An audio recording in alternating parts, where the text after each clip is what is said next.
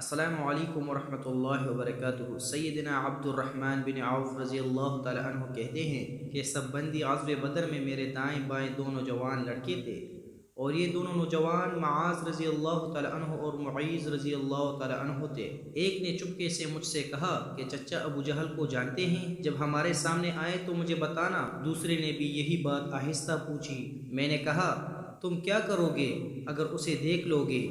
تو انہوں نے کہا ہم نے سنا ہے کہ وہ رسول اللہ صلی اللہ علیہ وآلہ وسلم کو گالیاں دیتا ہے۔ ہم نے عہد کر لیا ہے کہ اسے ضرور قتل کریں گے یا اپنی جان دے دیں گے۔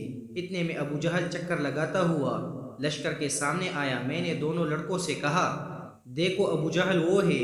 یہ سنتے ہی وہ دونوں ایسے چپٹے جیسے شاہین شکار پر چپٹتا ہے۔ دونوں نے اپنی اپنی تلواروں سے اس کی پیٹھ پر دے مارا اور وہ گر پڑا۔ جان توڑ رہا تھا کہ ابن مسعود رضی اللہ تعالی عنہ بھی پہنچ گئے۔ انہوں نے اس کی چھاتی پر پاؤں رکھ کر سر کاٹا اور داڑھی سے پکڑ کر سر اٹھا لیا۔ آپ صلی اللہ علیہ وآلہ وسلم نے